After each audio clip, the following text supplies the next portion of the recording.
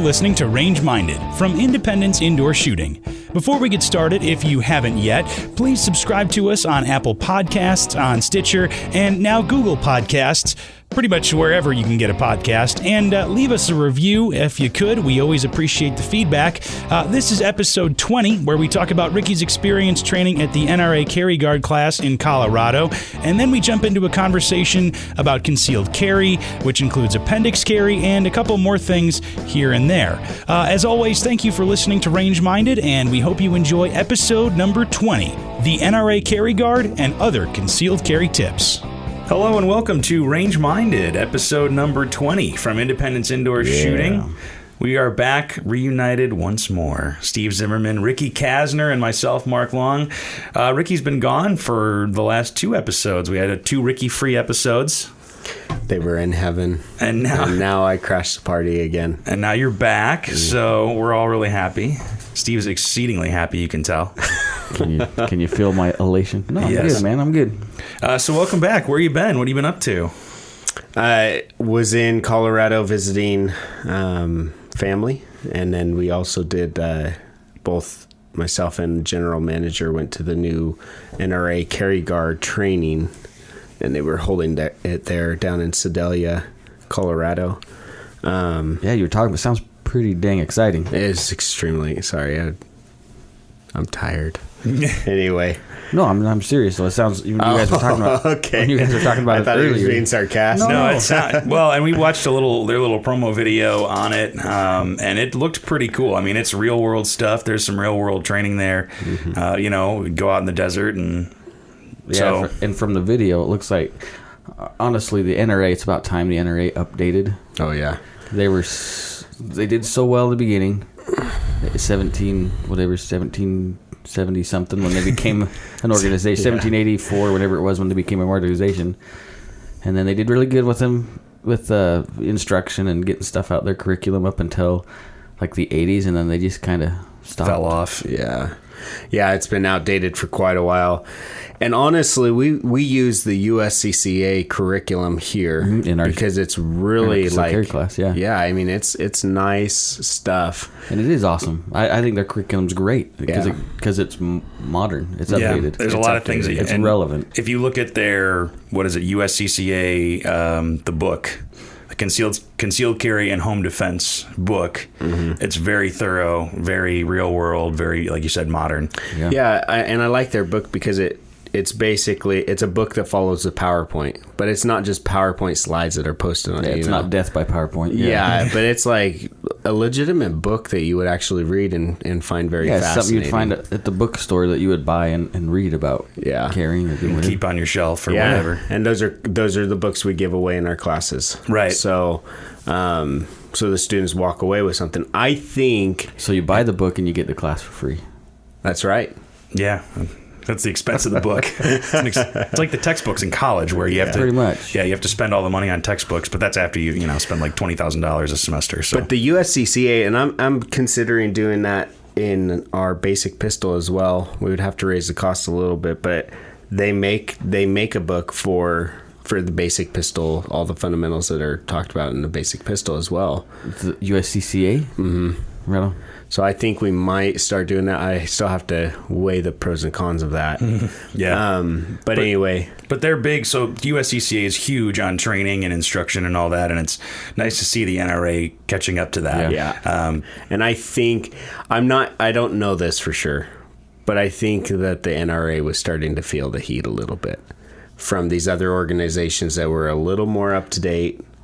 Yeah, and what I think may have happened, and I know they have the ILA, which takes care of all the legislation part, but the NRA is always under fire, always under scrutiny, and sometimes, honestly, I get frustrated with the NRA. Yeah, everybody does. There's a lot of things that the NRA pisses me off about. Phone calls, lots of phone calls. Mm-hmm. You get my money, leave me alone. Anyway, hi NRA representative listening to the show. So I think they were so focused on defense for one, because no matter what, there was a school shooting, it was the NRA's fault. The guy was an NRA member or something, which is silly. We all know that's retarded. And also not true. Completely false. So they're always on the defense, and they've been trying to work with that so much until Honestly, now that who's the chairman now? Oh, it's Ollie North. Ollie North. Yeah. Now that Oliver North's there, maybe he's like, start whipping him into shape. Get a general in there that knows how to run a group of people and say, listen, and cut the BS out of the way. Yeah. Well, and we've talked about that before, where education has to be one of the main ways to help maintain our gun rights. Exactly. Because the more people understand how things work and how a gun is a tool, that's going to mitigate that fear that a lot of people have. Yeah. And so the NRA actually focusing back on education, updating their education, I think, is a much better strategy than saying, "Oh, no," going on the defense. Yeah. Well, and if you think about it, I mean, the 80s, like you said, the curriculum kind of stopped, and you could totally see in the PowerPoints, everything, it just stopped. Yeah, and I think in the mid 90s, they we'll update it. Well, they added some PowerPoints and maybe changed some language, right? Or they learned how to use PowerPoint. Maybe that was the difference in the 90s, but it was still very stagnant. Mm-hmm. But you can kind of understand because they became a lobbyist group. Mm-hmm. I mean, way earlier than that, but that's when the gun rights started getting 84 pretty much creamed. From 84 on, that's when. So their focus was not necessarily on updating PowerPoints and curriculum. It was on let's protect these rights that are starting to get it was the late 70s, I think, when they started focusing more on the legislative side of it, and then the education kind of fell off. And now I think with its NRA and ILA, I think you kind of have those two different arms, and I think that's why they brought the ILA in to say, look, this is our lobbyist group. Honestly, even though the NRA is huge, it's the oldest civil rights organization in the United States, which people may not understand. It really is the oldest civil rights organization created. So they have a lot of influence. They don't nearly spend as much money on, campaigns, right? That was the biggest thing this last few months. The NRA spends $2 million helping so-and-so on their campaign. Well, how much did Planned Parenthood spend on one of the Democrats? Way more. Or anybody. Or corporations, any corporation for that matter. True, yeah, anybody else, right? Mm-hmm. And so they're always on the defensive, and unfortunately, that's just the climate, right? That's just the way it is. Mm-hmm. Well, and that, like I said, being on the defensive takes time, takes energy, takes resources, and all that. And it takes them off the focus of what they want. And maybe that's what they're trying to do, is get them, anti-gunners, is get them off balance so they can attack at another angle. Well, and then they can say that we're taking steps to educate people on firearms and safe use and, they are. Everything, in the firearms world. Honestly, you can thank the NRA for the 4473 form that you do at a purchase. Really? They were the major backers of that. And they're backers of the background check, too. Yeah. So. And that raises the ire of some people I know. I've seen some internet warriors who get all up in arms about that, and I'm okay with the background check. That stuff doesn't bother me, and maybe it's just because I grew up in that, buying guns, having to fill out paperwork. Mm-hmm. I mean, it would be kind of cool to be able to just buy a gun online, have it delivered to my house, but it'd be convenient. Yeah. But again, I think we're all in agreement that we don't want guns in the hands of people who shouldn't have them. No. Mm-hmm. So, and I think every gun owner is in agreement on that. So, in an ideal world, let's deliver an AR to my house, or let's deliver a handgun of any kind or whatever. But I think you kind of have to make that compromise, unfortunately. Yeah. And I think where the line needs to be drawn, what we're looking at in the future is, when does that get stretched? That the gun shouldn't be in the hands of those who shouldn't have them. Once they define who shouldn't have them. Well, and they've been working on that for a long time. Yeah, that's when it gets dangerous. So. Yeah, there can be a slippery slope with there. disabled veterans and the red flag laws, right? Yeah. You guys heard about the red flag laws? Where, we talked about that a couple weeks ago. Where, hey, this guy could be an issue. Okay, we'll take his guns. Yeah. Until we can evaluate him and then clear him, which is ridiculous. The preemptive is, a little scary. Yeah. Because then it puts you on edge. It's guilty until proven innocent. Right, exactly. Well, let's pivot over to that NRA carry guard class, which is, that's the focus of it. Get Steve talking about politics. People know by now that we get lost. We got Steve on the slippery slope, his own slippery slope of politics. Is the slippery slope. But no, the carry guard, did they talk a lot about politics, or really did it focus just on training? No, it's all training. That's what I loved. Everything was had to do with, I mean, it's called the carry guard. Everything has to do with carrying concealed, which is so lacking in training, in the training that we're doing.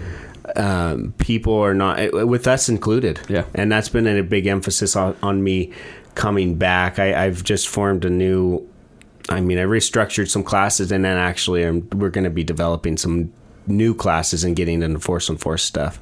But we were calling it sheepdog mindset and skills training. So it's all about carrying concealed. It's all about giving you the tools necessary to use force appropriately when that time comes. And one thing I loved about them is they didn't get into the legalities of it either, because they got into a little bit like the common sense legalities, right? If I could say that, but they're dealing with people from 50 different states. Yeah, I think that would be the legalities change. That would be more to me. To me, in my idea, that would be what the carry or conceal class would be the legal side, right? The ramifications, your responsibilities. But when you get to your sheepdog training, that's deploying your gun, understanding the situation, the practical applications of it. Yep. Yeah, and they were big into, if you're going to die, use a gun and then kill the other person. Basically that's how it is, or at least stop the threat. Because it's so hard. It's not hard for criminals to do that. It's not hard for criminals because they've already got it set in their mind, I'm going to kill this guy for X, Y, and Z. It doesn't matter. They already know. But for as regular citizens, it is so hard for us. And then this is what you really learn in the force on force training, or the reality based training, I should say. You really learn that it is difficult for people just like you and I that normally obey laws, and I mean that's just a normal thing. We have a huge safety catch built into us to not take another person's life. Yep.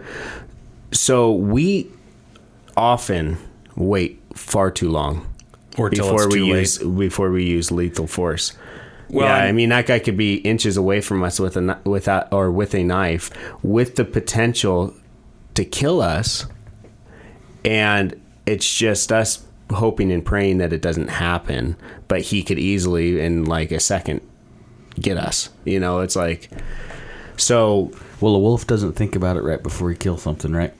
Just does it. It's instinct. Yeah. I want something. I want that, and I'm going to get it whatever means. Yeah. It's interesting that you mentioned the resistance to killing, because I just finished the book on killing by Grossman. Lieutenant Colonel Dave Grossman. A Ricky recommended read. Good book. Yeah, definitely. And it was fascinating. I mean, he's a psychologist, a soldier, retired now, and now I think he goes around and speaks, and he's written quite a few books on it. But a lot of evidence in there that there is a huge psychological resistance to killing, and talking about what people have to overcome either through training or situations to make that, to jump that hurdle from not wanting to kill somebody, of their own species, to actually pulling the trigger. Because he even goes into, hunting and the killing response after, you make your first kill in hunting and things like that. So definitely a good book to check out if you're,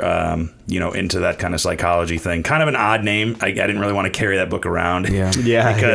But people see you reading on killing, like, oh, holy cow, that's the guy to watch out for. But if you plan on carrying a gun, it might be a good idea to read that book so you can understand some of what's going on internally, naturally, like where our bodies are wired to be. Right, because you think about the aftermath of a situation, God forbid, if you get into one. Yeah, there's a couple others I wanted to read, but we'll talk about those later. But yeah, and he talks about it in his newest book, or one of his newest books, Assassination Generation, which talks about mass killings, or the mass shootings, I guess we could say, in, well, I mean, just in society in general, but in schools. And but that's one of the reasons why I named it this new I guess course, this new package of courses, sheepdog training. So some people wouldn't understand that. Why are you calling it sheepdog? Well, according to Lieutenant Grossman, you have there's wolves in the world, there's sheep, and there's a sheepdog. And we've talked about this in other episodes before. But the wolves are ready, just like you said, Steve. It's instinct. They've already been programmed to kill, to go to whatever measure they need to get what they want. There's sheep. Those sheep, they're not willing to take a life. That's just the fact of the matter. And carrying a firearm is not for everyone. But if you're going to carry a firearm, you need to be trained as a sheepdog. The sheepdog is who's there to protect the flock. Those are the people that are willing to lay down their own lives to protect other people, which I think is highly admirable. So to have that mindset, it's kind of a scary mindset, to tell you the truth. And unfortunately, there's a lot of sheep that think they can be sheepdogs just because they can carry a gun. And again, that brings me to the constitutional carry, right? That's the exact same thing. Oh, well, I can carry a gun. That doesn't mean you should be carrying a gun. Yeah, and actually, I'm glad you talked about that. So you really do see that. There's a lot of people in the constitutional carry, which I'm super happy for, and we've talked about that, but they don't take any training. They take absolutely no training. But then there are still those ones, even with constitutional carry allowed in Idaho, they're still taking the enhanced concealed carry class. They're still taking more training, even more than that. Those are the sheepdogs. Those are the ones that are actually going to protect and be able to respond appropriately when something happens. And I might take some flack, but you really should be spending more money on classes and training than you should be on your firearm. Oh, yeah, definitely. Yeah, the firearm is just the tool that you use to get through the training and educate yourself and all that. And if you can only afford a piece of junk used gun, train. It's better than nothing. Well, I mean, Steve, you come from construction. How much time how much money did you spend on your circular saw, and how much time behind and training on your circular saw? I always bought the best tool I could afford. And by the end of my deal, I mean, I have some pretty high dollar tools and only because they allowed me that my end product showed the difference between the two. Yeah, the fit and finish is better. You can get the work done faster. Yeah, not necessarily, which may translate into firearms too. Yeah, but also spent 20 years behind a chop saw. So there's the difference too. And I can, I did trim work with a skill saw. Okay, so I can do it. I've done miters with a hand saw, skill saw, and make cabinetry work, and I'm not lying. And it worked. Yeah, wasn't the best tool, but it was the experience and my skill and understanding of that tool to make that work. That you could use a lesser tool to be able to do the same job because you had the amount of years behind you. Well, and I think to relate that to firearms is whether you have an HK or a high point, if you have enough training, or a Taurus, PT 1911, no matter what the firearm is in your hand, if you're trained enough, you should be able to run that gun proficiently enough to the limits of what that gun is. Absolutely. So, but it all comes down to training, even if it's, and not this is adequate training, even if it's spending time in the range shooting. Yeah, just putting rounds down range. Yeah. Just getting a feel for that gun. That was a big emphasis on the carry guard, too, in the training, is shoot. If you can afford it, for sure, shoot the defensive loads that you're actually carrying in your gun. Absolutely. A lot of guys won't ever shoot those because, they are, what, about $1 a shot. Yeah, they're expensive. So, but they may not even feed. They may not even work in your gun, and all of a sudden you're jamming up because all you've ever shot in your gun is Full Metal Jacket. Right, and the recoil might be a little bit different. The way it shoots might be different. Where it ends up on the target might be slightly different. Oh, yeah. The rule of thumb I always heard was every 6 months or every 8 months or even a year. Go through your rounds Mm-hmm. And who knows? It may be comparable to the FMJ you shoot anyway, but you don't know till you do it. Mm-hmm. So... And you can shoot hollow points in an indoor range. There's nothing against that. So yeah, I know I've accidentally run through a whole magazine full. My 17 I had full of gold dots one day, and I was just practicing, and then I realized, oh man, I shot all my gold dots. I've done that before. I'm like, dang it. There's all my defensive loads. So the carry guard was how long? How many days? 3 days. 3 days? 3-day course. So this was an intermediate level course. The basic course, I think, is a day and a half. How many rounds do you think you ended up shooting?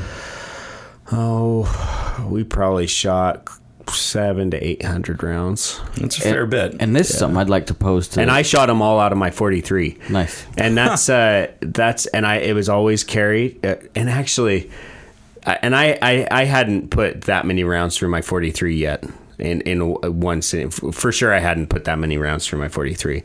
I had my Glock 17, which is the full size. 43 is a subcompact. But I actually ended up shooting better with my 43, and we were shooting up to 12 yards away. I mean, that's a healthy distance for a pistol, and I shot better with my 43 at that distance than I did my 17. Which has trigger work to it because I just got so used to it. You just ran it more. Yeah, so then I switched at the end of the day or towards the end of the class to my 17 for one of the shoots, and I was like, holy cow, man, I'm going back to my 43, which is a good problem to have because that's the one I carry every day. So, right. I was pretty happy with the training. I was really happy with it because you just put a lot of rounds down range, you get used to it. And that's, like I said, I was going to say... be something if the listeners, I don't know how many listeners we got right now, hopefully thousands, tens of thousands. If that's something they'd be interested in, like a multiple day 800 round 1,000 round class, I think it'd be awesome. I like the idea, but we might shoot a little bit more than the general public. I know there's guys in the customers, I shouldn't say guys, sorry, sexist. I know there's customers. Come on, Steve. I know there's customers in the store that have gone to like Front Side or Gun Side or Thunder Ranch, anything like that, where it is multiple days. But if we brought that here, would it be something that they would be interested in? Something like that, I should say. Yeah. If you are interested, email us podcast@iishooting.com or just come in and tell Steve or Ricky that would be something that you'd be interested in. I know I'd be interested in that, like a full weekend. Oh, yeah. Friday, Saturday, Sunday, something like that. Well, and what's nice about our range, whereas with this intermediate, we were shooting out in the daylight. When we got to the low light level course, we couldn't actually do low light. We were just holding the flashlights as we would if it were low light. Totally different dynamic. Yeah. Versus here, we could just shut the lights off. It doesn't matter if it's blazing bright outside. Turn the lights off, and you can control your environment a lot better here. Yeah. A true low light class is fun. Mm-hmm. I really enjoy them. Now that's the thing that it's important to talk about with this new sheepdog training that we have. There is theory and there is actual things that happen in application. And so to try to help people understand theory versus true application, low light mag changes, or if using a flashlight, mag changes, things like that would be more on the theoretical side of it. Just because, and I think that can change, but what's actually happening, and you see this a lot in John Correa's work, who does he's active self-protection. Right. He does those videos, but he's watched over 10,000 surveillance videos of shootings, and he's saying, okay, over this 10,000 videos, this is what I've seen, and this is what I have not seen, and this is what we train for. We train mag changes, speed reloads, tactical reloads. We train flashlights, but has he ever seen anyone using that stuff? And most of the time, no. And when he does, it's always law enforcement. Mag changes have always been law enforcement officers, and 2 of those have been fudged, and one of them was actually correct.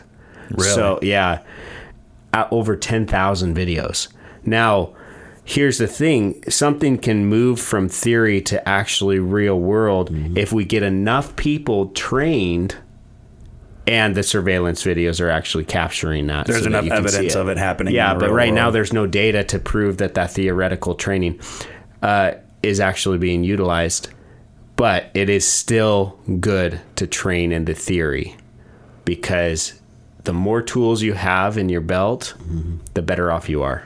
Well, and I think theory helps with mindset too a little bit. It just gets you mentally prepared.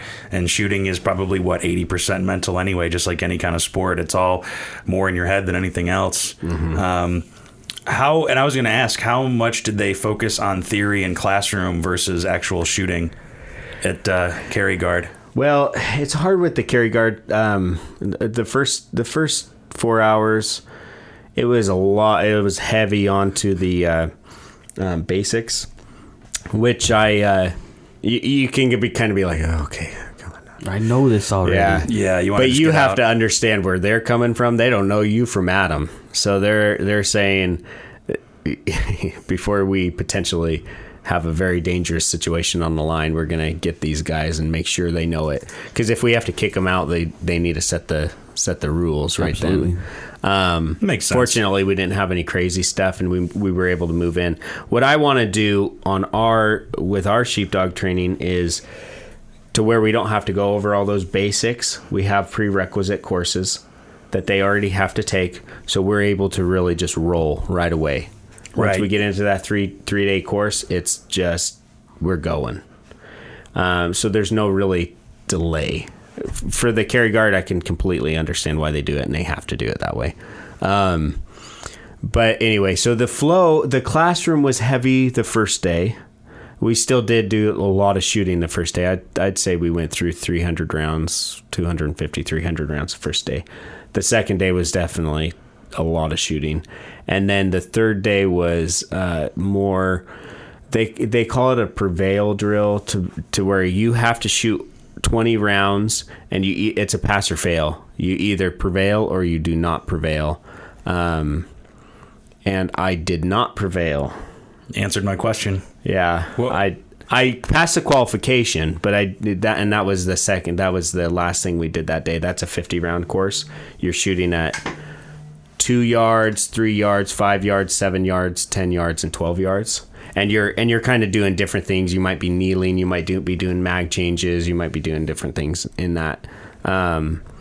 But you're always coming out of concealment, and they have a shot timer. But the prevail drill was interesting, because it's like you have to put these rounds in the 10 every single time. The 20 rounds have to be in the 10, and you're moving between these different distances. So you have to be accurate. You have to be accurate, and I was out on one of them on the head.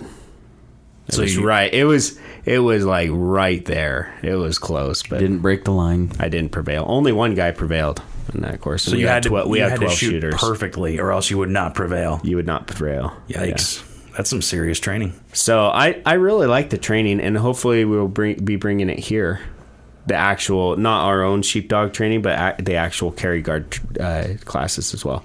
Yeah, we'll the see NRA, if that happens. The but NRA hasn't quite said that. Yeah, we're going to open this to everyone. yeah, they're being very exclusive right now, which I think is good. A good Yeah, thing. I think that's just them product testing and or beta test, whatever you want to call it. They're just seeing how it's rolling out. Are they only offering it in Colorado, or is it nationwide? No, they've only offered it in the summer times, but it was in Seattle or close to Seattle in June or in July, and then in August it was in Colorado. I don't know where it was in June, but yeah, they're all over. So if somebody in the Midwest or the East Coast or whatever, they would have access to it. You can but find they only it. do one class a month right now. But like Steve said, this is probably the beta test, and they're just gonna. Yeah, I wasn't. And sure. they were tweaking things as they were training us. They were writing in their notebooks. Eric Frohart, the director of this, he was writing down stuff. Okay, we need to change that. We need to change that. We need to change that. Which I really appreciate that. Well, that's a because good it sign means of that's a good sign of improvement, and that they're not just gonna say this is the way to do it, and we're not gonna change, and we're not gonna, think about any way to improve it. And I think, like you said, we talked about earlier, the reason behind all that is because of the competition from different organizations like the USCCA, and a lot of other like Gunsight or a lot of other training type places. But competition is a good thing in that regard, because it's going to raise all the boats. Yep. And then, everybody's training will get better as it goes along. So, so would you recommend NRA Carry Guard to somebody, anybody? Oh, definitely. For sure. Totally worth it. 100%. It's worth it.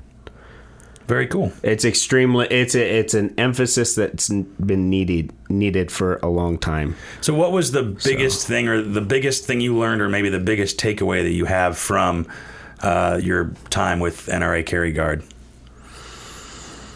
Well, and here's the thing. Like, I was sitting through the Carry Guard, and the whole time I was like, man, our instructors are doing awesome. We have awesome instructors here at Independence. Because, so it's not really like saying, oh, we do horrible training here, because the quality of instructor that you have here with Jim, Bill, Leroy, and our other instructors is just top notch. This is more... all these guys come from a military background, so it's a different perspective. Our instructors are law enforcement, more civilian minded, and the Carry Guard was more militaristic, military minded. I'm not saying that they were super tactical or anything. It was not like we were rolling around in the dirt and doing all this like mud baths or anything like that. It was just like, but that's a different class. That's with Steve. That didn't sound right. But anyway. That's when you're wrestling with pigs and stuff like that. Didn't go the way I thought it would. That's the Idaho Falls class. Yeah. But yeah, so it's just different. It's just different when you're learning from military guys versus law enforcement. Sure. It's just a different feel. Different experience. Yeah. Which you need all of it. You need all of it. And that's what makes a good instructor is the dynamic of experience that they can put in their real world lives into the class. And then I don't know, it touches each student in a different way. Right? Yeah. Everybody learns differently. Well, and you can soak up as much information as you can and a bunch of different philosophies, and you can find what works for you, because shooting is such a personal, thing. Yeah. That's why there's so many different guns out on the market, different grips, different stances, different ammunition. You got to find what works for you. But if you get opinions from everywhere, from military, from law enforcement, from instruction, you're going to be able to take that and find what works best for you. So they did. And I talked to Bill about this, and he's like, well, the liability of you teaching this is hard. So there's one thing I like. We talk about follow through. I think this was actually probably the biggest takeaway I got from the course. You talk about follow through. So for every one shot, you want to find two sight pictures. The before sight picture when you're actually going to fire on the target, and then the after sight picture. That, just like any follow through in any sport, it's going to keep you on target, right? But they had us, instead of just finding the sight picture, you find the sight picture and you prep the trigger for another shot, even if you're not going to take it. And I've always finger off the trigger, find that sight picture, which in a combat situation, no, you want your finger back on that trigger, ready to roll if something happens. And in my brain, it was easier for me to remember my scan, remember all the fundamentals when I prep that trigger, because it's another shot in my brain and I just decide not to take it, versus, oh, I'm deciding not to take that. Oh, shoot, I better do one more. Yeah. Well, it could be life or death in reality. Yeah, and you don't have that time. So I really like that. I think that was probably the biggest, and that's a small thing, but I mean, it goes to show you that you could have years of training and just one thing is like. So after your first shot, you just let the trigger out to reset and then leave your finger there? Yeah, so you're in a... Depends on the gun. Yeah, that's true. So there's a difference between target shooting. When I'm trying to dial in on bullseye shooting, doing one ragged hole, I'm gonna do the normal where you pull off the shot and then you slowly let the trigger come back to reset, and then you let it click, and then you'll pull off the shot, because that's gonna dial you in. But in a combat situation, your finger is getting off that trigger, and then you're coming back on and prepping that trigger before it's even the slide has even finished moving from the first round. Does that make sense? And it's going to be hard for people out there to understand what I'm really saying. You kind of have to show it. But so combat and target shooting is different. We were practicing the combat version where I've already prepped that trigger before the gun has finished cycling. Okay. And I mean, you might not come up to the wall at that point yet because you might be prepping it too much. But you at least take a lot of the slop out, and then you can come to the wall. Well, there's a couple different theories when it comes to trigger reset, and I've taken instruction from, on both sides of the fence where you let the gun cycle, you come back on your sight picture, and then you reset, or you're resetting the trigger during the cycle of operations. Yeah. And I've shot both ways. A lot of competitive guys, they'll reset as that gun's recoiling because it's faster. Yeah, you save a little bit extra time. Yeah, and we're talking hundreds, but that could be a life or death, right? Yeah. And and that's how you get. That's really. I mean, we were taking training with Raul Garcia, and that's how he was teaching it. And that's how you get out of your holster and you're shooting 2 rounds under a second. That's how what you have to do to be that fast. Yep. If you're resetting the trigger after the gun's already cycled, you're slower, and you're not going to make that time. Well, and taking it out from concealment and presenting it to the target and getting multiple rounds off, all those little movements. If you can save a 1/10 of a second here or a 1/10 of a second there, that's going to add up too. And I imagine they talked about that economy of motion too. So you can shave off time just by how you move, your physical self, the efficiency of movement. Yeah. Speaking of which, that's why I went to appendix, and Steve carries appendix. What do you carry? Strong side. Okay. I haven't made the jump to appendix yet. It's a hard transition, but I actually so I take it back. I take it back. That's the biggest thing I took away from this training is appendix. I like it was a step to get to appendix carry, right? Because as men we worry about other things where it's pointed. Yeah. Keeping the muzzle pointed in a safe direction away from anything you do not wish to destroy. But and I many times, like if it's where people can see it, like sometimes I'll outside open carry, like I have my shirt tucked in and appendix carry, so there's customers, and then they get surprised if I'm carrying one in the pipe, right? Right. Because it's just a hammer if I don't have one in the tube, in my opinion. It's worthless. Oh, man. And they talked about that in the training. They're like, you're going to die. Why are you carrying that way, man? What? Because I can get out fast. And it's a little bit more economical for my body to come straight out instead of swinging around, or if I don't have to pull my shirt in a weird direction to get my gun out. It's so much more convenient, and actually it's not that uncomfortable. I always thought I was like, man, it's going to be jabbing.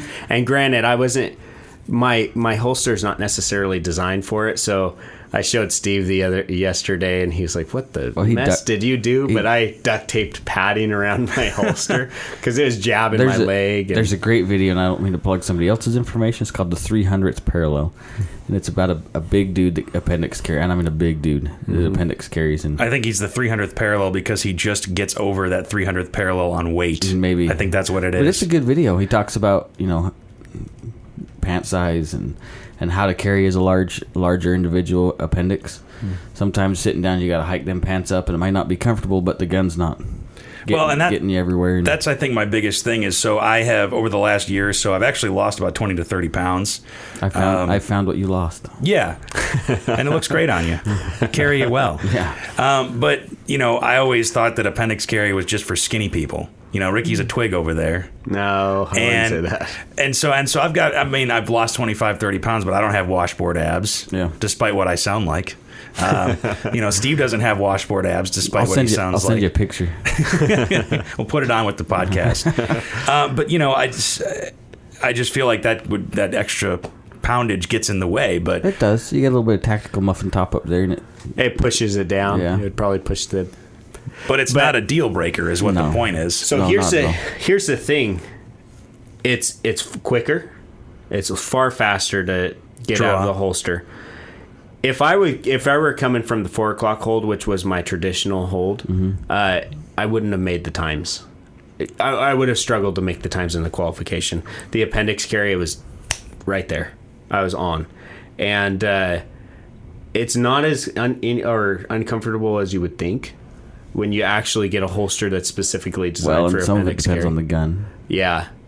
I'm not going to be appendix carrying my 17. No, but that might appendix get carrying a little too much. 43 isn't. No. The 43 is not bad. Simple. If you're carrying a gun that's up to manufactured specifications and you haven't done any alterations to it, you shouldn't have to worry about it shooting you. Right. You shouldn't be. And as long as you're carrying it in a holster that covers the trigger guard, well, you should be good. And maintenance.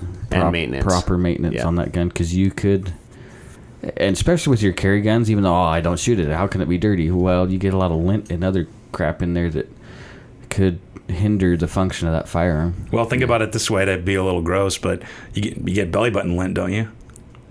No, I don't. Well, you don't, because of your washboard abs. He has washboard abs, yeah. Some of us, and he has are a an little Audi extra. belly button. Yeah, you're one of those people. It's like a third nipple. I've never actually, just for the record for everyone, I've never seen Steve's belly button. I don't go around showing people, and that's not an Audi. Not yet.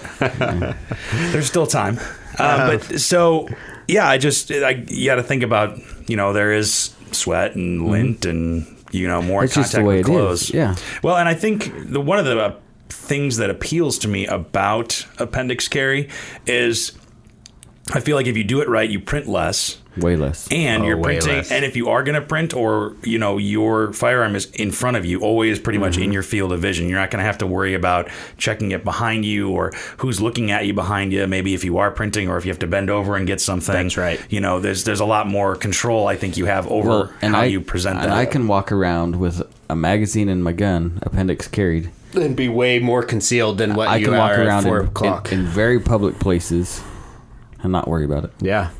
Well, yeah, so you hit on two things that I wanted to mention too. You can retain your firearm far easier from somebody who may want to get it than if it were on your back. Or even 6 o'clock. Imagine 6. I used to carry 6 o'clock. Smaller back. Yeah, right on your spine. And concealing, like you mentioned, Mark, is so much easier. You don't print. You don't... I don't have to worry about bending over anymore. I used to have to do the squat, and like I couldn't just bend over and grab something. I had to do it like when you're picking up a box, like a heavy box, you squat down and you pick it up, because I was afraid of people seeing my gun. You always hear those stories of people in Walmart calling the cops because a guy has a gun. And then I didn't want to be that guy. Yeah. But the appendix carry, you never have to worry about that unless you're stretching and leaning back. Maybe that's the time, but.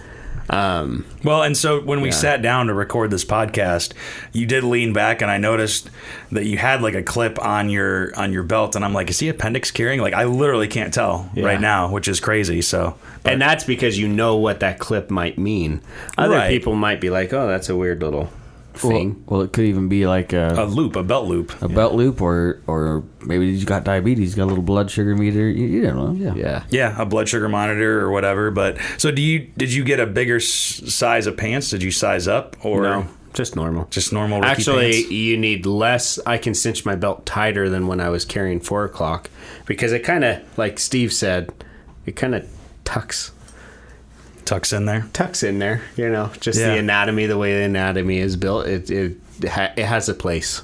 It has a little pocket. So. And you don't change your shirt size because it looks like you're wearing a normal shirt. Yeah, and everything. Well, and that's what I really like, because I wear medium, but it's always been like, okay, well, I need to go to large because I'm carrying a gun now, but I have a whole closet full of medium, and I can never wear them.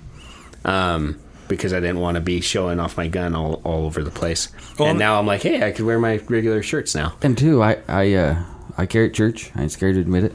And I can tuck my shirt in, and you'll see that little black clip. I wear a black belt anyways. So you wear a dress shirt or like a polo or something that's tucked in and dressed in. Yeah. So you can dress formal and do it too. Mm-hmm. Yeah, I'll have to look into that appendix carry. It seems like it's the way to go, because if Steve can do it, I can do it. That's right. Well, and then here's the thing. Give it 3 days. Give it 3 days when you actually commit to it for a little while. Don't just put it on for 10 minutes and be like, ugh. Because at first it's going to be like, no, holy cow, I can't do this. Because it's just like, oh. But but yeah, if you get past that 3 days, you're actually like, and you might have to pad it up like I did, but well, and if you stand up more than sit down at work, it's definitely not an issue. Yeah. 0. Sitting down, if you sit down a lot, might get a little uncomfortable, but that's what I say. You just change where your pants sit a little bit if you have to pull them up or whatever. Like over the belly button. Yeah, old man style. Old man style. here's another benefit Or to it. sometimes I'll shift the holster just a little bit. Yeah. And And I'll sit down. Yeah, when I sit down, I'll shift it over a little bit just to find its And that's it. right spot. Natural resting its place. sweet spot, yeah. But here's another benefit to it. Think about yourself in a car. My 4 o'clock holder or 6 o'clock hold that Steve used to do. Impossible. Yeah, that would I would die. suck. That guy's at the car door with a knife. You're You not can't getting reach to it. that gun. Versus appendix, it's right there. Well, even with a seatbelt and everything. That's when I grabbed the Uzi under my seat. Well, you have a lot of million Uzi. truck guns, so it's like Why do you think I have so many truck guns? His car is actually made of truck guns. Yeah. he has them. He just pushes a button and it just pops out the door. Well, and even as a lefty, I mean, I can't reach, if I'm in a car, I can't reach back there really. I mean, it's still not that thing, but if, appendix is right there. And is it more comfortable to drive with? Or like, I guess because you're seated for a while. I'm sitting right now and I don't feel it. Does it help I don't notice it. Does it help your posture? I drive a lot. You sit up straighter now? Actually, I more want to lean back You lean because back. that's the natural. But So I drive a lot. I was and sometimes it gets uncomfortable after 4 hours or something. But yeah, tying shoes is a little uncomfortable. yes, get dressed before you put the holster on. Yeah. Now, but you need I guess, unless you're Ricky, you need or would probably enjoy a appendix specific holster, because a lot of the appendix holsters I see, they have it's a holster for your gun and then for a mag too. A lot of people carry both, or like a sidecar thing. Yeah, and I don't do that. Just so it moves a little bit, right? It kind of shapes to me. There are some like G-Cold. They're Incog. That's a sweet holster. You can get the mag caddy with it. I tried wearing one of those for my 43. It just didn't feel right. It wasn't for me. But I know a lot of people that wear them. It is awesome that you have those holsters to have conveniently a place for an extra mag. But then again, anyway, I won't go down that rabbit hole. For the NRA carry guard class, did you carry appendix or did you carry strong side? I immediately, the first thing they started talking about appendix, the advantages of appendix, and your different holds. And like you, I was like, I've been nervous this whole time to switch to appendix, even though people were telling me to do it so much faster. Right. And I was like, you know what? I'm going to be standing up the whole time. I'm not sitting down for any of this. Maybe I'll be kneeling. It's not a big deal. So I was like, I might as well try the appendix just to see. And I was like, holy cow, I'm converted. This is way really faster. They were really singing its praises. Was that their preferred method of carry? Yeah, and actually, surprisingly, so we out there on the floor, we buy a whole bunch of stuff for women. Purses, pants, all this stuff. And they were talking about and our general manager was quizzing them because we're like, why aren't we moving any of this product for women?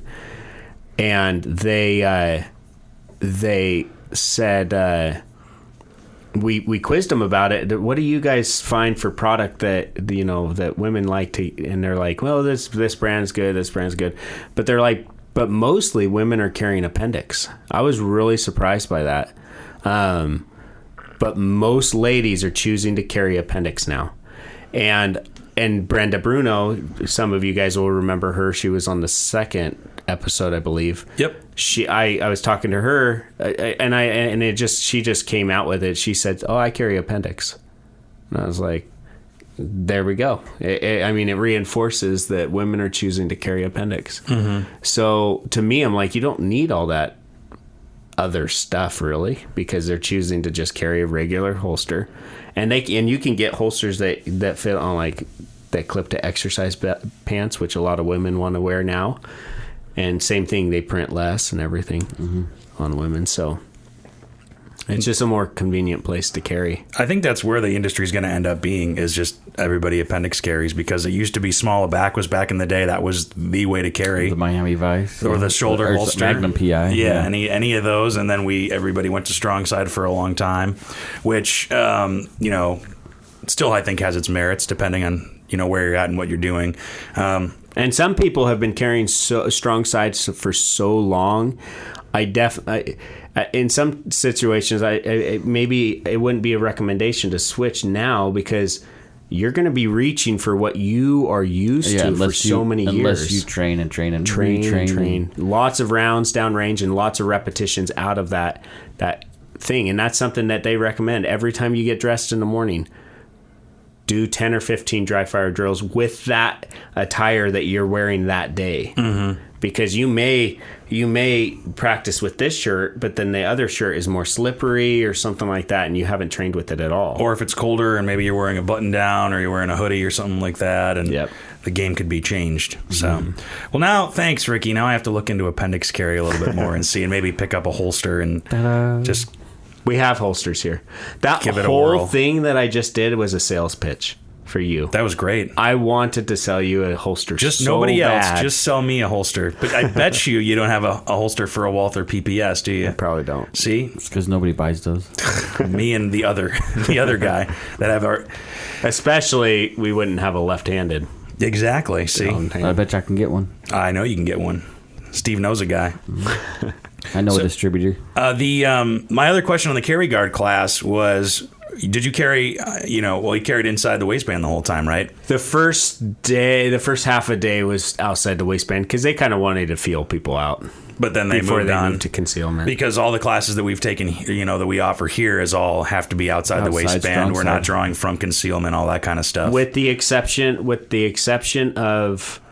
and I have to switch the training around for the sheepdog training, but with the exception of the enhanced concealed carry, because we just don't have enough time to teach drawing from concealment in that class.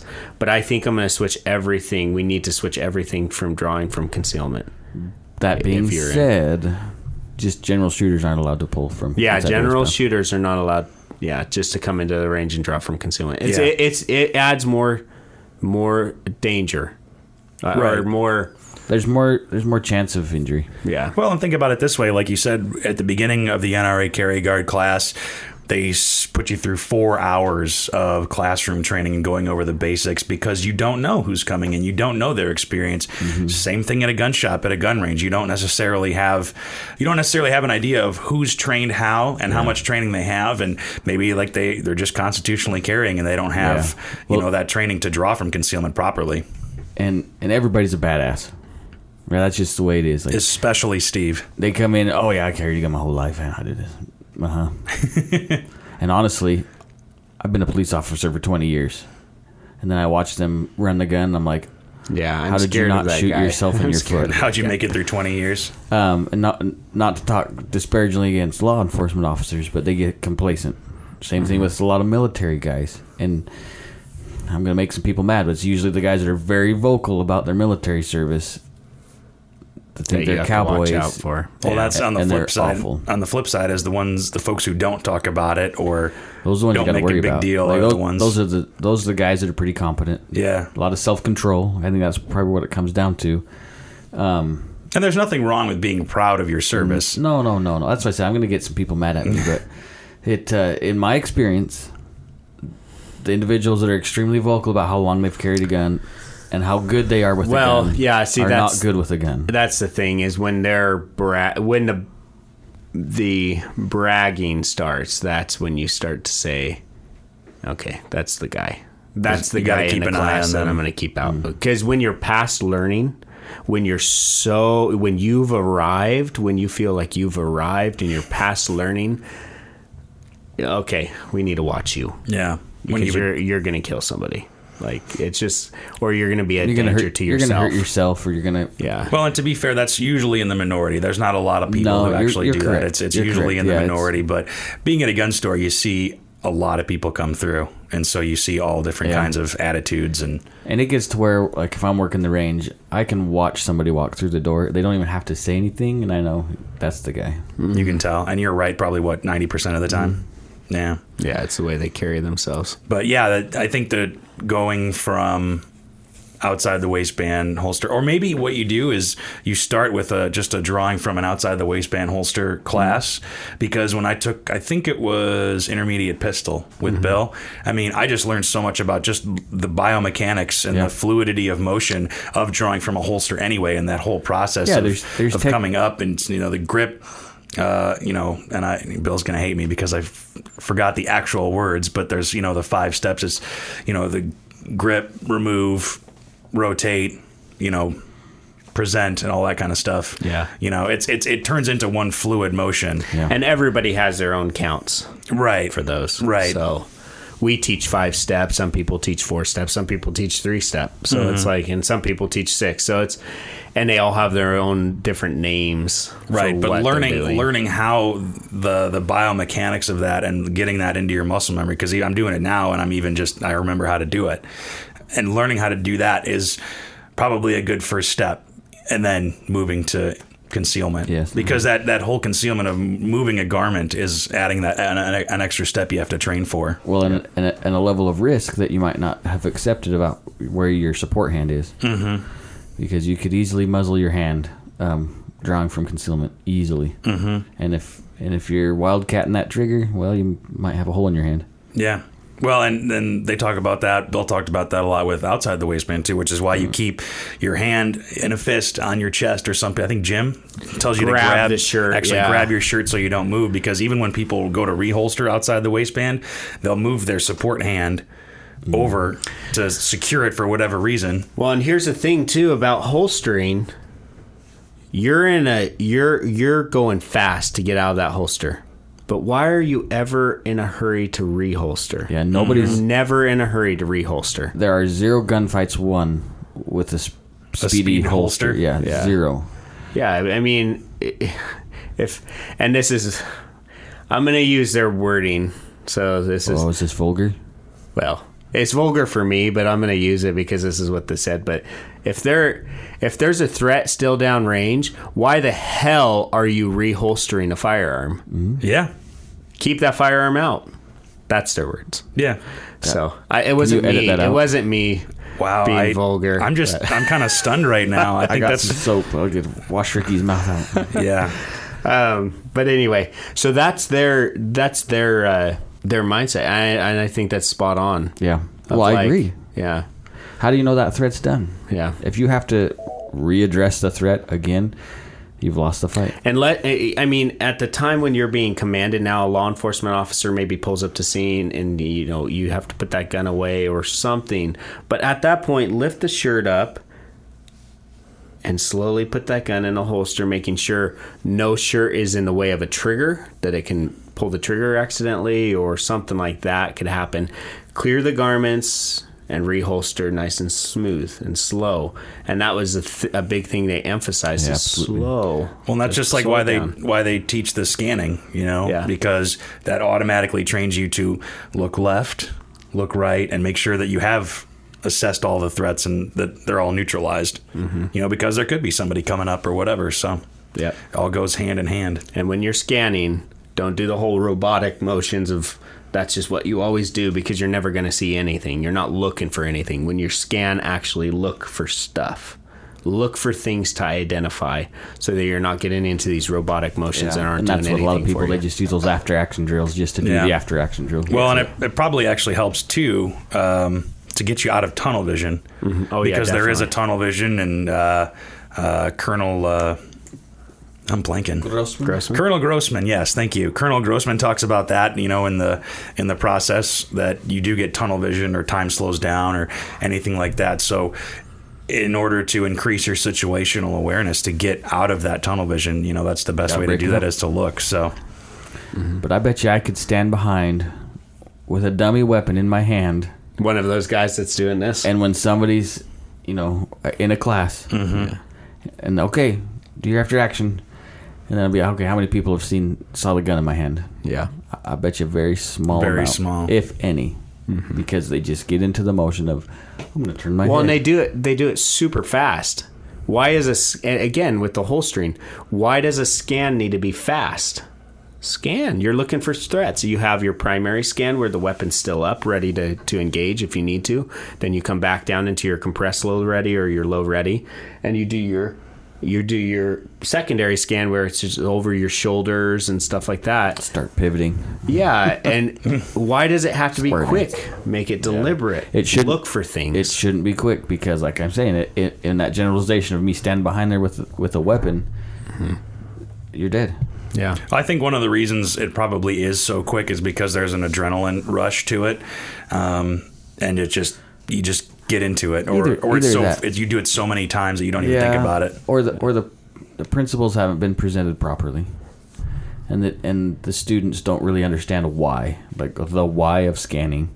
You're looking for any secondary. That bad guy could have a lot of friends, and.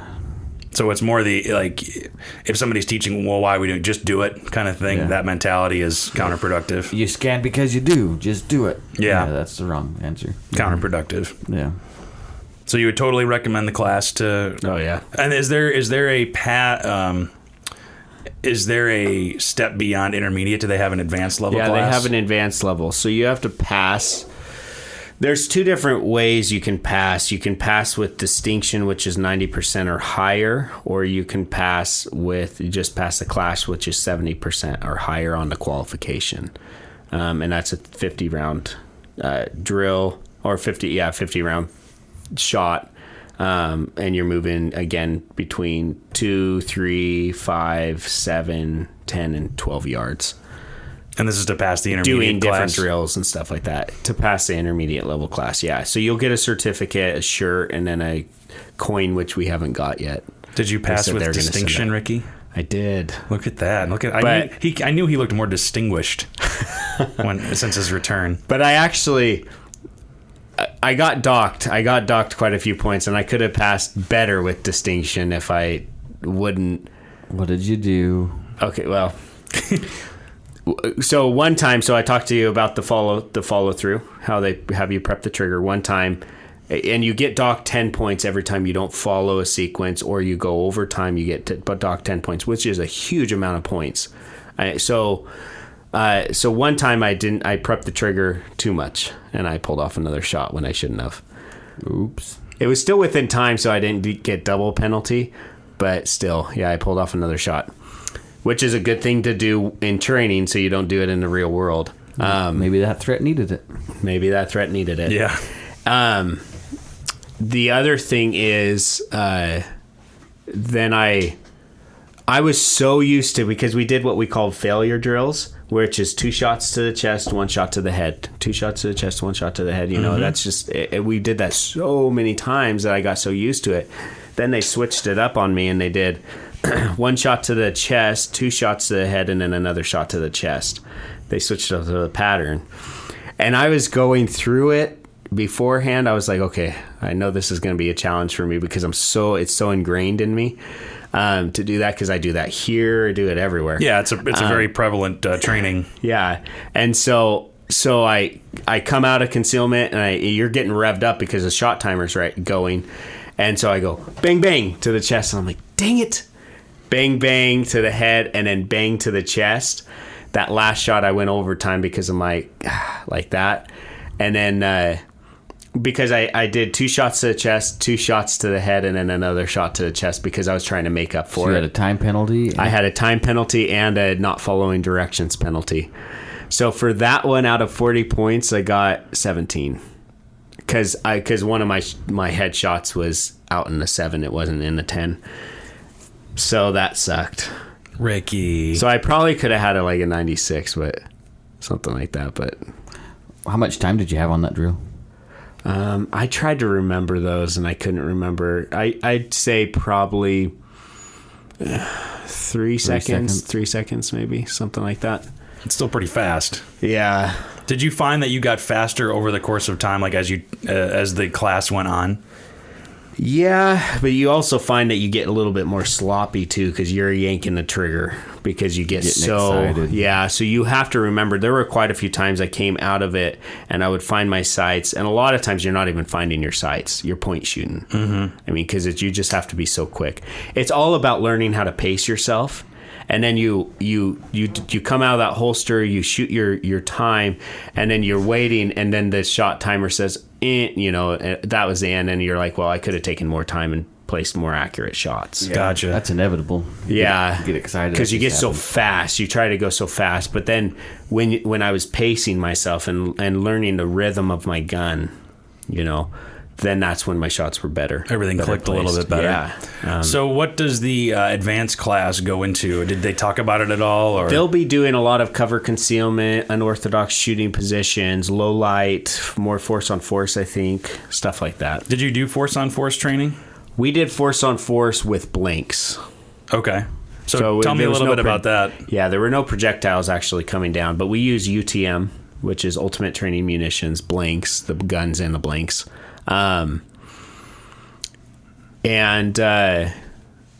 It was good. It's a wake-up call. So a lot of people will game it and they'll do things that you normally wouldn't do in reality. And then the instructors would be like, would you actually do that? No, you wouldn't. You wouldn't have acted that way. Sometimes there were no rounds even fired. This guy comes in, except from the bad guy or whatever. But what if the bad guy's coming in and he's like, give me all your money? Are you going to automatically pull your gun out and shoot that guy? Or are you going to slip out the back door and call 911? You know, it's like you have to make those decisions, and it's not saying one is right and the other's wrong. You have to be able to articulate why you use that level of force. But there were a lot of times where people died. They would have been killed. Our general manager died.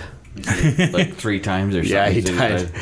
He died twice. I think it was twice, but yeah, he died. But that's a good reality check, though. But to be in a simulated situation like that, where you do have an actual real person standing, a couple feet away from you or whatever, and they've got a gun in your face or what have you, and you have to react. I imagine that your adrenaline really had to be going, in that situation. I mean, even if you're watching other people go through it, when it's your turn to go through that situation, that probably has to be pretty nerve-wracking. Yeah, one of my times up is it was me coming to an ATM, okay, and I was punching in, getting my money and everything, and I got my money out, put it in my pocket, turned around to leave, and there's a gentleman, or a bad guy. I shouldn't call him a gentleman because he's not nice. But anyway, he was coming through the door of the bank. There was only one exit, one entrance. Okay, to this, and he pulled out a knife. Give me your money. And I was like, dude, and I'm backing up, trying to avoid this situation. Hey, backing up. I have a gun. And then I saw him kind of flinch a little bit, like, what? And then he came back at me, and that's when I pulled out the gun and shot him. I don't think they had too many problems with what I did, other than I shouldn't have said, hey, I have a gun. That's warning him to just say, okay, well, I'll stab you right now, and he was far too close. He already had the means. Yeah, he already had the means. Why do I need to do anything? Right when I see that knife and he's right at me, you're dead. Yeah, your life's in danger. Yeah, it's like, so I'm going to use lethal force. And so it's a wake-up call, like you said, because I could have died in that situation easy. Right. Granted, he could have stabbed me through the back of how close he was, but and just taken my money. But so that's why I mean, and that's the hard thing, is you have to make these decisions split second. Whereas in court, they're going to be looking at it for 9 months and reviewing these videos of something it took you seconds to. There's a big case actually now that you guys might have heard of, the guy in Florida. Stand your ground. Yeah. He should. Honestly, I would be pretty hard on that guy too. I haven't heard from him. If you guys have seen that video. Yeah, it sounds, I'd be a little critical of the shooter. I would too. I'd be extremely critical. I haven't heard this one. What is it? So basically this guy pulls up. He notices somebody is in a handicapped parking lot or parking zone. Yeah, this guy and his girlfriend park in the handicap zone. And the guy gets out with a 9-year-old kid, goes into the convenience store, the one that parked in the handicap. Mm-hmm.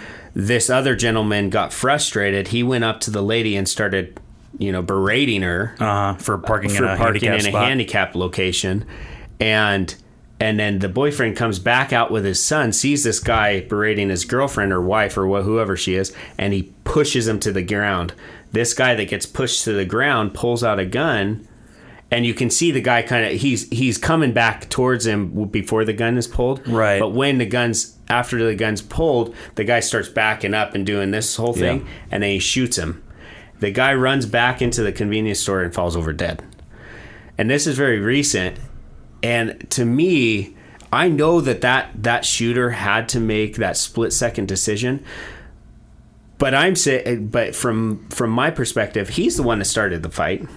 You were the aggressor in that he's situation. He's carrying a gun. Why does he have an escalated attitude? Well, you need to be the best Boy Scout. Why are you berating somebody who is not directly affecting you? They parked in a handicap zone, which is not right. Yeah, his job is not to enforce law. Yeah, He's exactly. That is not your job as a concealed carry holder. You can't go and say, well, I'm going to go stop this person from doing something, right? Right. You can't. Well, and we talked about, while you were gone, Ricky, we kind of touched on gray man theory a little bit, which would be fun to do an episode on. But when you're carrying and all that kind of stuff, you want to blend in. You want to be as nondescript as possible. Yeah, you don't start fights. You are the least aggressive person in the you're room. like, oh, I'm sorry, guy. I'm sorry. I apologize, Well, when the guy backed off too, I'm going to call him a victim because he's dead. Right. When he was backing off, that was over. There. Well, and this is the thing. He pulled the gun because that guy was progressing towards him. The guy did commit assault. The guy that was shot, he assaulted the other guy. He pushed him. That's assault. That's assault.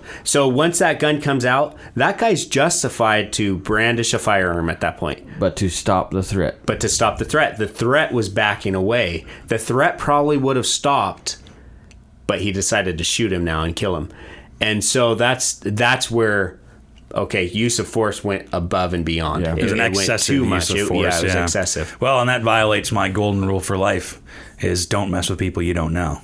That's right. Yeah, he did. I mean, that guy, you could tell the guy that came out of the convenience store was used to fighting. I mean, just how ready he was. It's not a normal response to go and push the guy to the ground. That's not a normal response from the average person. You could tell that's just how he was raised. But yeah, so it was a little aggressive at first, and that guy went flying. I mean, that guy went flying. Well, he was an older guy. The guy that had the gun. He was not that 50s. I think he was in his 50s. Not that that's old, right? Yeah. But the guy that pushed him was probably quite a bit younger, in his 30s and in shape. Yeah, so he was a big guy. Yeah, he's a big guy. And there could have been there's maybe the argument that there was a disparity of force. Yeah, definitely for brandishing firearm, he would have been justified in my mind.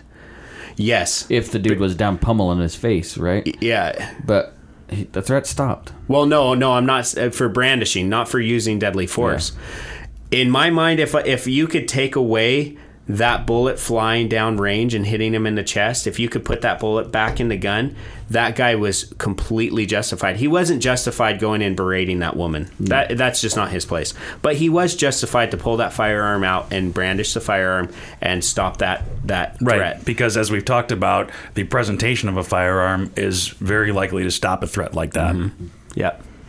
Statistics prove it. Yep. So I guess they are going to prosecute. He's already been in. Yeah, he's arrested. The court. And I was just doing a quick search of that because we'll post a link, a news link to it if you haven't heard about it yet. I guess he threatened other people beforehand, in previous cases. The shooter has. Yeah. That was. So he was one of those that had that mindset of strap a gun on and I'm a big guy now. Yeah. I can enforce the law. I'll do better than the cops do it. Yeah. Florida man threatened 3 people 3 different times before shooting man in stand your ground case. Now that's just a headline from CNN, but that's CNN. Yeah. But nonetheless, if that's true, he's going to spend some time in jail. Well, and going back to appendix carry, just to look at it from an objective view, when the guy was pushed down to the ground, was he appendix carrying or was he? I think he was from the side. So if you get pushed down to the ground on your back, I mean, appendix carries. I haven't watched the video. Well, we'll post it on so you can watch it. But I guess that's probably another thing for appendix carry is if you fall back and you're fall on your ass or get pushed down. Yeah, it's a lot easier to get to it. It's right there. Yep. Other than trying to reach around. So yeah, there you go.